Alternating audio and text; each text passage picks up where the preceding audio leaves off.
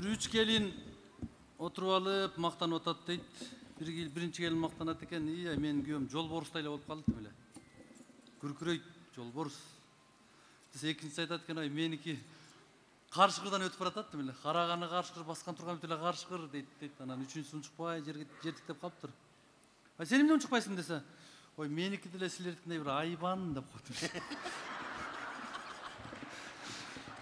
Кыскасы айбанга окшоштурат дейт. Аялы менен күйөөсү чай ичип отуруп эле, аялы күйөөсү ойлонуп кетип туруп, аялын карап туруп, кокус мен өлүп калсам сен ким менен жашайсың дептир.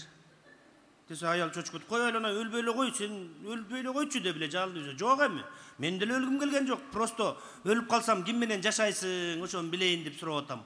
Десе ойлонуп туруп, ким менен жашамак элем?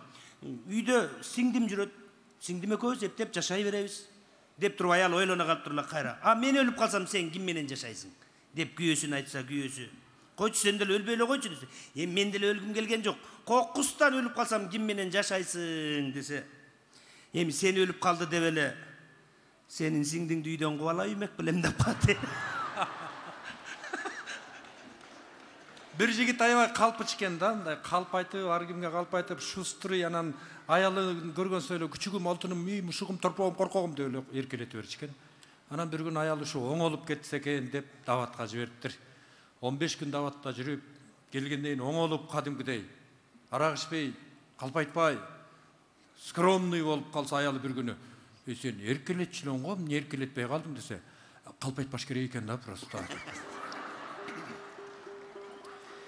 Эки келин телефондон сүйлөшүп атышат дейт. Курбусуна чалып албай, кандай жакшыбай, кандай эмне жаңылык бар десе, балдар рошки жейм дегенден күйөөмдү дүкөнгө жиберсем машина коюп кетти. Жаман болгон турбайбы? Моунум калчылдап чыкты. Анан эмне кылайын деп атасың десе, билбейм, картошка эле куурам го деп коет.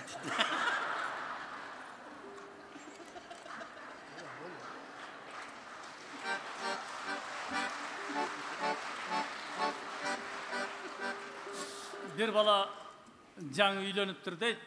Үйлөнүп, үйүнүн маңдайында 85-теги 17 баласы бар абышка бар экен дейт. Аны абышкага барыптыр дейт. Ата, сиз бир аял менен өмүр бою жашадыңыз, 17 балалы болдуңуз, ар бир адамга алымдуу, беримдүү болдуңуз.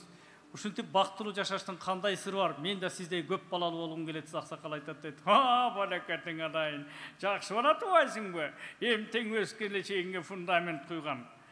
Ayalыңдын ачуусу келсе эшикке чыгып кет. Сен ачуң келсе айалың чыгып кетсин. Болду, бири-бириңе теңелбей жашоо жакшыланат балам десе бала сурайт дейт. Ата, ошондо кимдин ачуусу көп келет экенсе аксакал мынтип коет. Атаң озурайт. Мен үйлөнгөндөн бери эшикте жүрөм деп коет дейт. Булардыкы бүт калды да негизи. Мына мен болгон окуяны айтайын. Эки кудагы балдарына учурашканы виза алып Америкага барыптыр. Анан балдары 75-ci кабатта жашайт экен. Балдары жумушка кетип атканда айтат экен апаларына, эшикке чыгып калсаңар, паркты аралап эс алып келгиле, бирок саат 5-тен кечиксеңер, илиф иштебей калат деп. Ошентип баягы күндүз эки кудагы сыртка чыгып, дүкөнгө барып, ар кайсынын алып, паркта отуруп, ушакташып отуруп, саат 6-дан өтүп кетиптир дейт, келсе илиф иштебейт экен.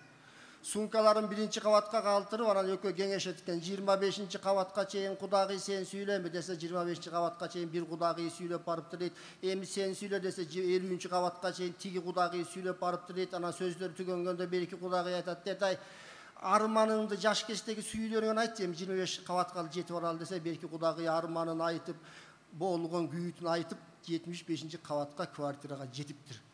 Анда бир-эки кудагый айтат дейт, кудагый, senin armanından da көп arman айтайын бі десе, ачкыч астында калыптыр деп коет.